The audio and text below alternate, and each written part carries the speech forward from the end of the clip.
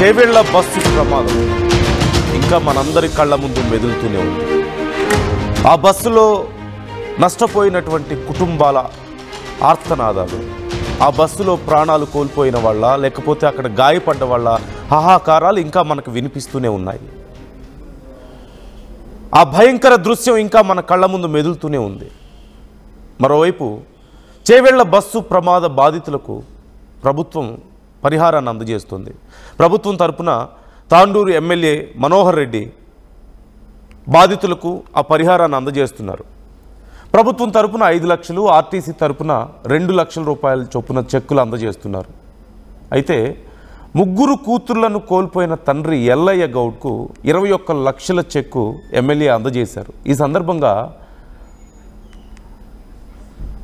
ఆ 3 కూతుర్లు నాకు పంపిన జీతమా ఇది అంటూ ఆ తండ్రి కన్నీళ్లు పెట్టుకుంటున్నటువంటి ఆ దృశ్యం ఇప్పుడు అది చూసే వాళ్ళ గుండెలను కరిగిస్తుంది.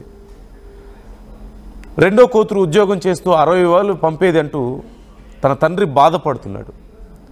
నా కూతుర్లను కోల్పోయాను, ఇప్పుడు వాళ్ళు పంపించే జీతమా ఇది, నేను దీంతో బతకాలా, నా కూతురు లేని బతుకు నాకు ఎందుకు, దేనికోసం బతకాలి నేను అంటూ ఆ తండ్రి కన్నీళ్లు పెట్టుకుంటుంటే చూసేవాళ్ళ హృదయాలు ద్రవిస్తున్నాయి. ఏం చెప్పి ఆ తండ్రిని ఓదార్చాలో అక్కడ ఉన్న వాళ్ళకి అర్థం కావడం లేదు. ఎంత డబ్బు ఇస్తే తమ కూతుర్లకు పరిహారంగా ఉంటుంది, తమ కూతుర్ల ప్రాణాలకు సమానంగా ఉంటుంది అంటూ ఆ తండ్రి అడుగుతుంటే ఏం చెప్పాలో తెలియక, ఆ తండ్రిని ఎలా ఓదార్చాలో తెలియక అక్కడ ఉన్న వాళ్ళందరూ మౌనం పాటించినటువంటి పరిస్థితి కనిపిస్తోంది. కేవలం ఆ ఒక్క తండ్రిదే కాదు ఈ బాధ. ఆ బస్సు ప్రమాదంలో కుటుంబాలను పోగొట్టుకుని కుటుంబ సభ్యులని, కుటుంబాలని రోడ్డున పడ్డటువంటి పరిస్థితి మనం చూస్తూనే ఉన్నాం. వాళ్ళందరిది ఇదే బాధ. ఏం చెప్పగలుగుతారు వాళ్ళకి? ఎన్ని లక్షలు ఇస్తే మాత్రం వాళ్ళకి ఆ నష్టాన్ని పోడ్చగలుగుతారు? ఒక్కసారి ఆ తండ్రి బాధను నేను మీకు చూపిస్తాను. బిడ్డలు బతికితే ఎంత మంచి ఉంటుంది.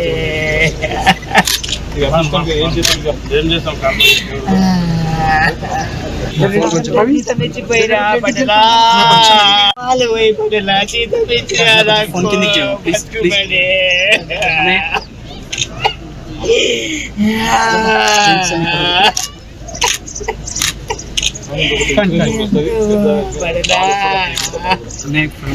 బిడ్డలు బతికితే ఎంత మంచి ఉంటుంది.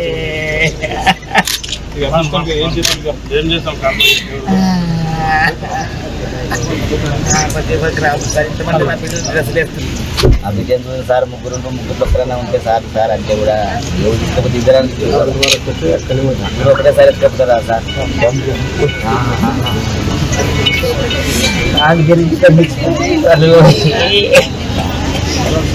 ఇది జీతం కాదు కానీ ఏదో ఆర్థిక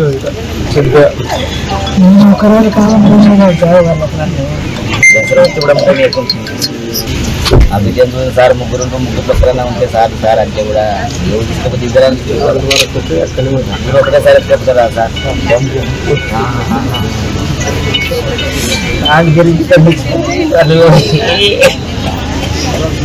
ఇది జీతం కాదు కానీ ఏదో ఆర్థిక ఆ తండ్రిని ఏం చెప్పి ఓదార్చగలుగుతాం ఎవరైనా? 4 కూతుర్లు, పెద్ద కూతురికి పెళ్ళైపోయింది, రీసెంట్గానే పెళ్ళయింది. మరొక 3 కూతుర్లు మంచి చదువులు చదువుకున్నారు. ఇప్పటికే ఒక కూతురు ఉద్యోగం చేస్తుంది, ఒక కూతురు MBA చేస్తుంది, మరో కూతురు డిగ్రీ చేస్తుంది.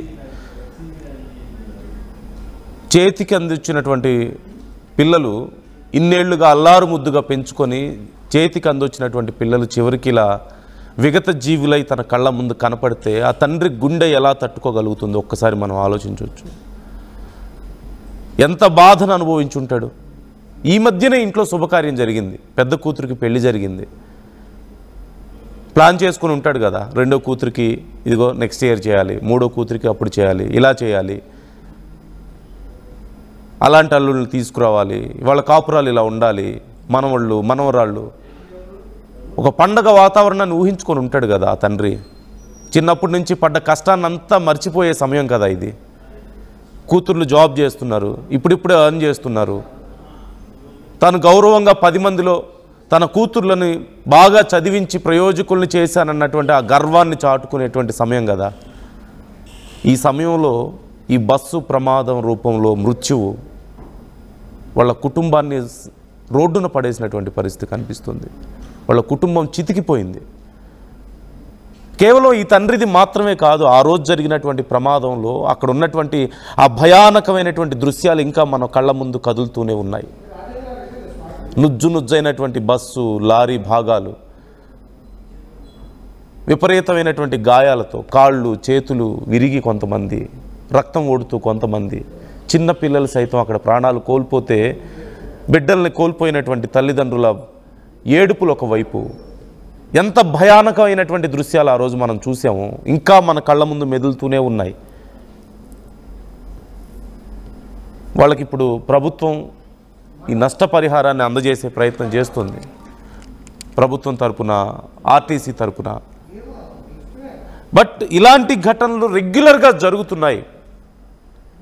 ఈరోజు మనం చూసాం ఒడిశా ఆర్టీసీ బస్ ఘటన, రాత్రి మనం చూసాము. అలాగే చేవెళ్ళ ఘటన చూసాం, అంతకుముందు కర్నూలు ఘటన చూసాం. దేశవ్యాప్తంగా ఎన్నో ఘటనలు జరుగుతున్నాయి. బట్ ఈ మధ్య కాలంలో తెలుగు రాష్ట్రాల్లో ఇలాంటి భయానక ఘటనలు రిపీటెడ్గా జరుగుతున్నాయి. There should be something, some kind of exercise ఇవన్నీ జరగకుండా ఉండేందుకు. ఘటన జరిగిన 4 రోజులు ఏదో హడావుడి చేస్తే సరిపోదు. ప్రభుత్వాలు ఇప్పటికైనా కళ్ళు తెరవాలి. పదుల కుటుంబాలు, ప్రతి ఘటన జరిగిన ప్రతిసారి కొన్ని పదుల కుటుంబాలు రోడ్డున పడుతున్నాయి. పదుల సంఖ్యలో ప్రాణాలు కోల్పోతుంటే, కుటుంబాలు రోడ్డున పడుతుంటే ఇది ఇలాగే కొనసాగకూడదు. Government should open their eyes. ఆ 4 రోజులు హడావుడి చేయడం కాదు. ప్రాబ్లం ఎక్కడుంది? రోడ్ల మీద గుంతల కారణం అని చెప్పేసి మొన్న చేవెళ్ల ఘటనకు సంబంధించి చెప్తున్నారు. గుంతలను తప్పించబోయి బస్సే వచ్చి మమ్మల్ని గుద్దిందని చెప్పేసి డ్రైవర్, లారీ వాళ్ళు చెప్తున్నారు. లేదు, లారీయే ఓవర్లోడ్ కారణంగా వచ్చి మాకు ఢీ కొట్టిందని చెప్పేసి బస్సులో ఉన్న వాళ్ళు చెప్తున్నారు, అధికారులు చెప్తున్నారు. అసలు రోడ్ల మీద గుంతలే దీనికి కారణం అని చెప్పేసి మరికొందరు అంటున్నారు. లేదు, అటు లారీ ఓవర్లోడ్ ఉంది, ఇటు బస్సు కూడా ఓవర్లోడ్ ఉందని చెప్పి మరికొందరు చెప్తున్నారు. ఎన్ని కారణాలు చెప్పినా, ఎన్ని లెక్కలు వేసుకున్నా రోడ్డున పడ్డ కుటుంబాలకు జరిగిన నష్టాన్ని ఎవరు పూడ్చలేరు. మీరిచ్చే 5 లక్షలు 7 లక్షలు ఆ కుటుంబాలను ఉద్ధరించవు, వాళ్ళ ప్రాణాలకి సమానం కావు. మొన్న మధ్య ఒక బీజేపీ నాయకులు మాట్లాడుతున్నారు, ఆ గుంతలుంటే స్లోగా వెళ్తారు, గుంతలు లేకనే స్పీడ్గా వెళ్ళి యాక్సిడెంట్స్ అవుతున్నాయని చెప్పి మాట్లాడుతున్నారు. ఒక బీజేపీ నాయకుడు, ఒక ప్రముఖ నాయకుడు. ఏం చెప్పగలం? ఏదో ఒక సివియర్ యాక్షన్ ఉండాలి ప్రభుత్వాల నుంచి. There must be some change. Maybe this is time to change. ఇలాంటి విషయాల్లో మార్పు జరగాల్సిన అవసరం ఉంది. పబ్లిక్ ట్రాన్స్పోర్టేషన్ విషయంలో కొన్ని మార్పులు చేయాల్సిన అవసరం ఉంది, కొంత ప్రక్షాళన చేయాల్సిన అవసరం ఉందని ఇవన్నీ మీకు సూచిస్తున్నాయి. ఇప్పటికి కూడా కళ్ళు తెరవలేదా? మరింత నష్టం, మరింత destruction. There will be more chaos. Patricia join అవుతున్నారు, డీటెయిల్స్ తెలుసుకుందాం. పెట్రిషియా, ఈ ఘటనకు సంబంధించి విచారణ అసలు ఎంతవరకు వచ్చింది? ఓ పక్క బాధితుల కుటుంబాలకు నష్టపరిహారాన్ని అందిస్తున్నట్లుగా తెలుస్తోంది. విచారణకి సంబంధించి డీటెయిల్స్ ఎలా ఉన్నాయి?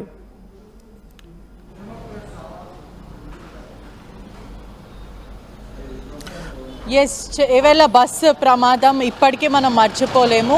ఎవరైతే బాధితులు ఉన్నారో వాళ్ళందరికీ కూడా నష్టపరిహారం ఇచ్చారు. ఇప్పటికే తాండూరు ఎమ్మెల్యే మనోహర్ రెడ్డి ప్రభుత్వ తరపున నుంచి 5 లక్షలు, ఆర్టీసీ బస్ నుంచి కూడా దాదాపు డిపార్ట్మెంట్ నుంచి 2 lakhs, మొత్తం 7 lakhs వరకు అయితే ఇచ్చారు. ఎవరైతే ఎల్లయ్య గౌడ్ ముగ్గురు కూతుర్లని, ఆడబిడ్డలను కోల్పోయారో అతనికి దాదాపు 21 lakhs అయితే ఎమ్మెల్యే అందజేయడం జరిగింది. ముగ్గురు కూతుర్లు కూడా పంపించిన జీతమా ఇదంటూ కూడా వెక్కి గుండెలు పగలేలాగా అతను ఏడ్చాడు. మరోవైపు రెండో కూతురు కూడా 60,000 వరకు నాకు ఇచ్చేవాళ్ళు, అసలు నాకు డబ్బు అవసరం కూడా లేదు, వాళ్ళు సుఖంగా ఉంటే చాలు అని ఎంతో అల్లారు ముద్దుగా ఆ ముగ్గురు ఆడబిడ్డలను పెంచుకున్నాను నేను. కానీ దేవుడు ఏంటి నాకు ఇంత శిక్ష వేశారంటూ కూడా ఆ కుటుంబ సభ్యులు ఎంతో ఆవేదన వ్యక్తం చేస్తున్నారు. మరోవైపు చేవెళ్ళ నుంచి వికారాబాద్ వెళ్ళే రోడ్ అంతా కూడా సింగిల్ లైన్ రోడ్. గతంలో జరిగిన యాక్సిడెంట్లు కూడా ఎన్నో చోటు చేసుకున్నాయి. మొత్తం మీద ఆ రోడ్ అంతా కూడా రాళ్ళు, రోతులు, రప్పలు, మర్రి చెట్లతో చేసుకొని చాలా కష్టంగా మనుషులు వెళ్ళాలన్నా ఏదైనా బస్సు లారీ పెద్ద పెద్ద ట్రక్స్ వెళ్ళాలన్నా కూడా ఇబ్బంది అయ్యే వాతావరణంలో అయితే ప్రస్తుతం ఆ రోడ్స్ ఉంటాయి. గతంలో కూడా అనేక సార్లు దాదాపు 500 మంది పైన ఆ రోడ్లో చనిపోయారు. లాస్ట్ డిసెంబర్లో మొత్తం మీద 7 చనిపోయారు. మొన్నటికి మొన్న 21 మంది వరకు చనిపోయారు. మొత్తం ఇవంతా చూసుకుంటే కూడా ప్రభుత్వ నిర్లక్ష్యం అయితే ఖచ్చితంగా కనిపిస్తుంది. లోకల్ ఎంపీ విశ్వేశ్వర్ రెడ్డి చేసిన కమెంట్స్ కూడా ప్రస్తుతం తీవ్ర దుమారం రేగుతున్న పరిస్థితి. మొత్తం మీద సోషల్ మీడియా అంతా కూడా అతన్ని తిడుతున్న పరిస్థితి అయితే కనిపిస్తుంది. రోడ్లు మంచిగా లేకపోతేనే యాక్సిడెంట్లు కావు, ఒకవేళ రోడ్లు మంచిగా ఉంటేనే యాక్సిడెంట్లు అయితే అని ఇల్లాజికల్ మాటలు కూడా ప్రస్తుతము సోషల్ మీడియా అంతా కూడా తీవ్రంగా మండిపడుతున్నాయి. ఒకవైపు ప్రభుత్వం నుంచి ఓట్లు అడగడానికి కానీ ఏదైతే ఏ లోకల్ లీడర్ అయినా కూడా మరోవైపు ఇప్పుడున్న ప్రభుత్వం నుంచి గతంలో ఉన్న కాంగ్రెస్ పార్టీ వాళ్ళే కానీ లేకపోతే లోకల్ ఎంపీ కానీ వీరందరూ ఓట్లు అడిగేటప్పుడు రోడ్లు బాగు చేస్తాం, మీ బ్రతుకులు బాగుపడతాయి ఇట్లాంటి మాటలు మాట్లాడారు. కానీ ఇటువంటి యాక్సిడెంట్ వచ్చినప్పుడు ఎటువంటి కాషన్ కానీ ప్రికాషన్స్ కానీ ఎందుకు తీసుకోరంటూ కూడా ప్రజలు మండిపడుతున్న పరిస్థితి కనిపిస్తుంది. మొత్తం మీద ఆ కుటుంబంలో అయితే విషాద ఛాయలు నెలకొన్న పరిస్థితి. 3 చేతికొచ్చిన ఆడపిల్లలు చనిపోవడం అనేది చాలా బాధాకరమైన విషయం. 2 పిల్లలు కూడా వాళ్ళ తల్లిదండ్రులను కోల్పోయారు. ఇలా అనేక కుటుంబాలు రోడ్డు మీద పడుతున్న పరిస్థితి. లాస్ట్ డిసెంబర్లో కూడా 7 మెంబర్స్ చనిపోయారు. చావులు అవుతూ ఉన్నాయి. ఒక పండగకి వెళ్ళాలన్నా పబ్బానికి వెళ్ళాలన్నా కూడా ఇబ్బంది అయ్యే వాతావరణము. అట్లీస్ట్ ఆ ఊర్లో పిల్లనిద్దామంటే కూడా దిక్కు దివానా లేదు. పిల్లనివ్వడం పక్కన పెడితే చావులు అవుతున్నాయి. ఇది ఖచ్చితంగా చనిపోవడం కన్నా ఇది హత్యల కిందనే భావించాలంటూ కూడా అనేక మంది మాట్లాడుతున్న సిచ్యువేషన్. మొత్తం మీద ఇదంతా ప్రభుత్వం ఖచ్చితంగా మేల్కోవాలి. మరోవైపు కాషన్స్ రోడ్లు బాగు చేయడం, ఆ గుంతలు కానీ లేకపోతే అక్కడ ఉన్న ఏరియాస్ అంతా కూడా డెవలప్ చేయాల్సిన బాధ్యత అయితే ఉంది. ఇప్పటికైనా ప్రభుత్వం కళ్ళు తెరుచుకొని అసలు ఏం జరుగుతుందని చూస్తారా లేకపోతే ఇదే నిర్లక్ష్యం వల్ల ఇంకా చావులు వీరే హత్య చేస్తారనేది కూడా మొత్తం మీద తెలుస్తుంది. Right. Thank you Patricia, thanks for the details. ఈ ఘటనకు సంబంధించి డిఫరెంట్ ఒపీనియన్స్ మనం చూస్తున్నాం. ఓ పక్క లారీలో ఉన్నటువంటి ఆ డ్రైవర్ వాళ్ళేమో బస్సు వల్లే ఈ ప్రమాదం జరిగింది, ఆ గుంతలను తప్పించబోయి వచ్చి లారీ మీదకు దూసుకొచ్చిందని వాళ్ళు చెప్తున్నారు. మరోవైపు లేదు, లారీ ఓవర్లోడ్ అయి ఉంది, దానివల్ల కంట్రోల్ అవ్వలేదు ఆ గుంతల్లో, అందుకని బస్సు మీదకు వచ్చిందని చెప్పేసి మరి కొంతమంది మాట్లాడుతున్నారు. ఇలా డిఫరెంట్ ఒపీనియన్స్ మనకు కనిపిస్తున్నాయి. పోలీసుల నుంచి ఇంకా ఎగ్జాక్ట్ దీనికి సంబంధించి అసలు విచారణలో ఏం బయటపడిందనే తెలియాల్సి ఉంది. అసలు ఇవన్నీ కూడా కాదు, గుంతలు ఉండడమే అసలు ప్రమాదానికి కారణం అని చెప్పి మరికొంతమంది అంటున్నారు. ఇవన్నీ ఒక ఎత్తు అయితే ఇట్స్ ల్యాక్ ఆఫ్ కంట్రోల్ ఇక్కడ మనకు క్లియర్గా కనిపిస్తుంది. అంటే లారీలు ఎంత ఓవర్లోడ్లో వెళ్తున్నా ఎవరు పట్టించుకోరు, రోడ్ల మీద ఎన్ని గుంతలున్నా ఎవరు పట్టించుకోరు.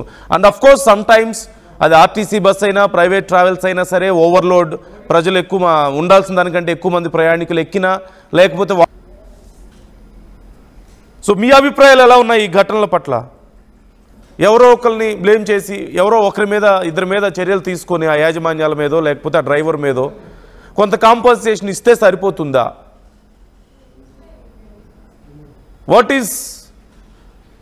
What should happen here? అసలు ఏం జరగాలి? ఎందుకు ఇలాంటి ఘటనలు రిపీటెడ్గా జరుగుతున్నాయి? మళ్ళీ ఏం జరగాల్సిన, ఏం చర్యలు తీసుకోవాల్సిన అవసరం ఉంది ఇలాంటి విషయాల్లో? ఇలాంటి ఘటనలు మళ్ళీ జరగకుండా ఉండాలంటే ఏం మార్పు రావాల్సిన అవసరం ఉంది? ఎవరు తప్పు ఉంది ఇక్కడ? ప్రభుత్వాలదా, అధికారులదా, ప్రజలదా? ఎవరిని క్వశ్చన్ చేయాలి? ఎవరిని బ్లేమ్ చేయాలి? ఆ తండ్రికి ఎవరు సమాధానం చెప్పాలి? ఆ కుటుంబాలకు ఎవరు సమాధానం చెప్పాలి? అటు ఒక 5 లక్షలు ఇటు ఒక 2 లక్షలు ఇచ్చేస్తే అయిపోయిందా? అంతేనా విలువ ఆ ప్రాణాలు కోల్పోయిన వాళ్ళకి? లేదంటే ఎవరో ఒకరి మీద చర్యలు తీసుకుంటే అయిపోయిందా? Comment your opinions. ఒక్కసారి నేను ఆ తండ్రి బాధను మరొకసారి నేను మీకు చూపించే ప్రయత్నం చేస్తాను.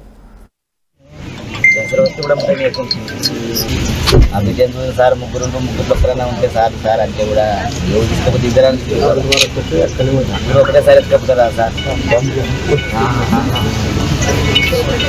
నాకు జరిగి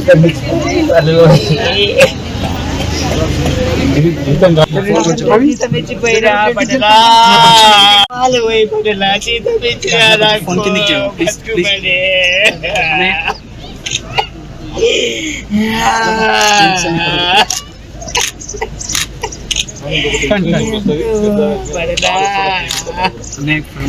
బిడ్డలు బతికితే ఎంత మంచిగా ఉంటుంది.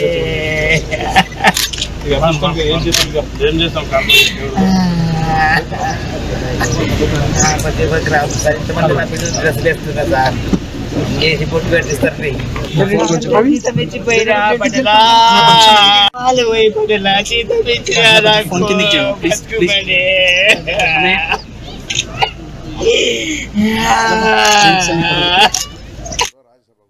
ఇల్లైనా ఫ్యాక్టరీ అయినా క్లినిక్ అయినా రూఫ్ ఉంటే safe. Truzon solar system install చేయండి.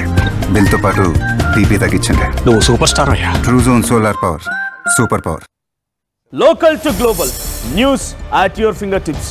మీ చేతిలో ఒక ఆయుధం. డౌన్లోడ్ రా టీవీ యాప్.